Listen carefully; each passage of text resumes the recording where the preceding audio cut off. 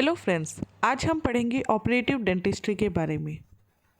Operative dentistry deal करता है prevention, interception, diagnosis और नेचुरल टीथ के रेस्टोरेशन से। ऑपरेटिव डेंटिस्ट्री का अल्टीमेट गोल होता है टीथ और उसके जो सपोर्टिंग स्ट्रक्चर्स होते हैं उनकी हेल्थ और इंटीग्रिटी को मेंटेन करके रखना। डेफिनेशन: ऑपरेटिव डेंटिस्ट्री एक ऐसा सब्जेक्ट है जिसमें नेचुरल टीथ की जो प्रॉब्लम्स हैं उनका डायग्नोसिस, प्रिवेंशन और ट्रीटमेंट आता है। इसमें नेचुरल डेंटिशन को बचाने या फिर रेस्टोर करने की प्रक्रिया की जाती है ताकि टीथ की हेल्थ, फंक्शन और एस्थेटिक को रेस्टोर किया जा सके। ऑपरेटिव डेंटिस्ट्री का स्कोप: सबसे पहला स्कोप है मटेरियल साइंस। अलग अलग तरीके के रेस्टोरेटिव मटेरियल की केमिस्ट्री, उनके लिमिटेशन और उनको एम्प्लॉय करने के तरीके ताकि हम उसे जुडिशियली इस्तेमाल कर सकें। टूथ स्ट्रक्चर की प्रॉपर्टीज़: इसमें इनामल, डेंटिन, पल्प और उसके जो सपोर्टिंग स्ट्रक्चर्स होते हैं उनके फंक्शंस और उनके स्ट्रक्चर और बायोलॉजिकल बेसिस को पढ़ा जाता है।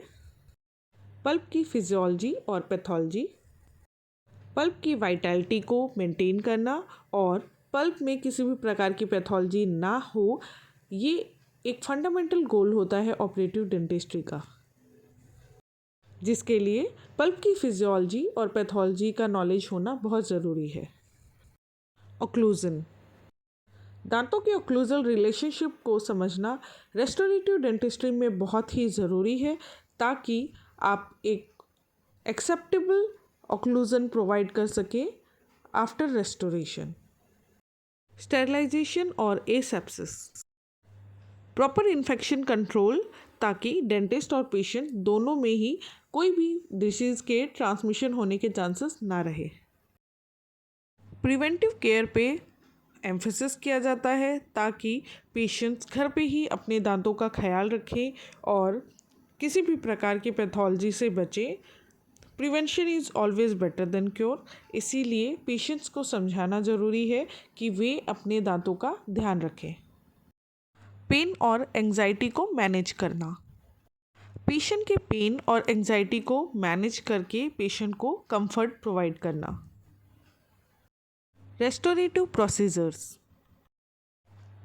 टूथ स्ट्रक्चर की प्रॉपर्टीज़ और रेस्टोरेटिव मटेरियल के नेचर को ध्यान में रखते हुए सही तरीके से टूथ प्रिपरेशन करना।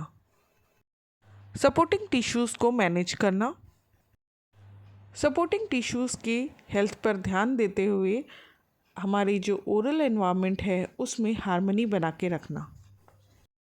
एग्जामिनेशन, डायग्नोसिस और ट्रीटमेंट प्लानिंग: पेशेंट के दांत को अच्छे से एग्जामिन करना और फिर एवेलुएट करना कि कौन सी ओरल और सिस्टमिक हेल्थ प्रॉब्लम पेशेंट में है और सही तरीके से सही डायग्नोसिस देकर पेशेंट को एक ऑप्टिमम ट्रीटमेंट प्रोवाइड करना। ऑपरेटिव डेंटल ट्रीटमेंट के इंडिकेशंस: सबसे पहला और सबसे कॉमन है डेंटल केरीज। इसमें माइक्रो ऑर्गेनिज्म दांतों के कैल्सिफाइड टिश्यूज़ को इफ़ेक्ट करते हैं। इसमें इनामल और डेंटिन के मिनरलाइज्ड पोर्शन का डीमिनरलाइजेशन हो जाता है और उसके बाद जो ऑर्गेनिक कंपोनेंट्स होते हैं उसका भी डिसइंटीग्रेशन स्टार्ट हो जाता है। कई बार अर्ली स्टेजेस में केरीज अरेस्ट भी हो जाती है और रीमिनरलाइजेशन भी स्टार्ट हो जाता है, पर ये हर केस में नहीं होता, किसी किसी केस में ही होता है। पर अगर केरीज फैल चुकी हैं और मॉडरेट एक्सटेंट तक आ चुकी हैं तो कैविटी बनना शुरू हो जाता है और उसमें रेस्टोरेटिव ट्रीटमेंट की ज़रूरत होती है। और अगर केरीज और डीप हो जाती है, पल्प तक पहुंच जाती है, तो फिर तरह तरह के पल्पल रिस्पॉन्स भी देखने को मिल सकते हैं, जैसे कि या तो हो सकता है रेपरेटिव डेंटिन बनना शुरू हो जाए, या फिर हीलिंग हो जाए, या फिर पल्पाइटिस हो सकता है और पल्प की डेथ तक हो सकती है, या फिर पेरियापाइकल इन्फेक्शन होने के भी चांसेस होते हैं। टूथ वियर: टूथ वेयर का मतलब है डेंटल हार्ड टिश्यू के सरफेस का लॉस अदर देन केरीज और ट्रॉमा, यानी कि केरीज और ट्रॉमा के अलावा अगर आपके डेंटल हार्ड टिश्यू का लॉस होता है तो उसे टूथ वेयर कहते हैं।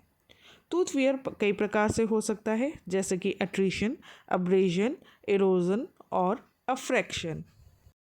जनरली टूथ वेयर एज के साथ होता है और कई बार ये यंग एडल्ट्स में भी हो सकता है और कई बार ये बच्चों में भी हो जाता है।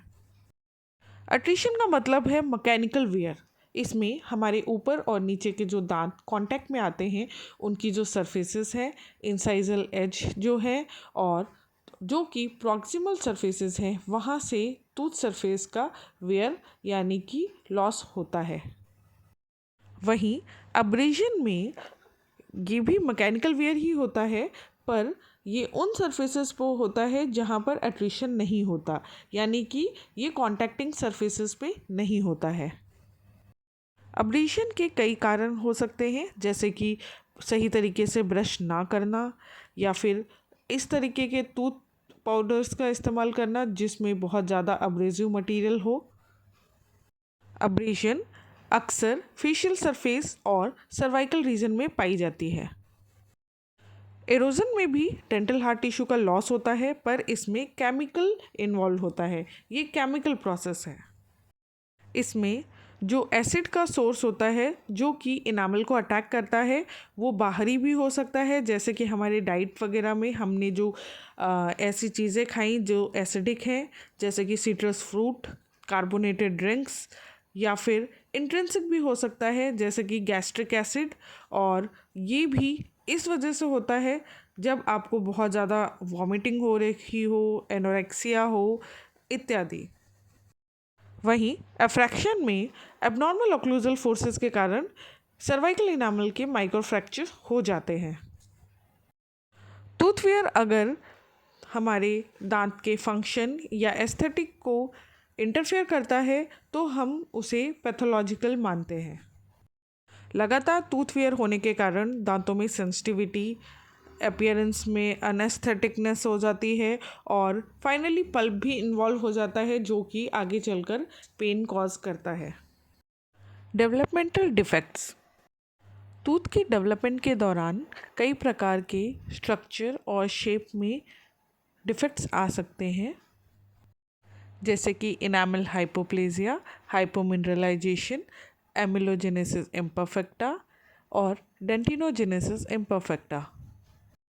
ऐसे दांत देखने में अच्छे नहीं लगते हैं और इनकी अपीयरेंस को इम्प्रूव करने के लिए और इनके फंक्शन को इम्प्रूव करने के लिए इनमें रेस्टोरेशन करने की ज़रूरत होती है।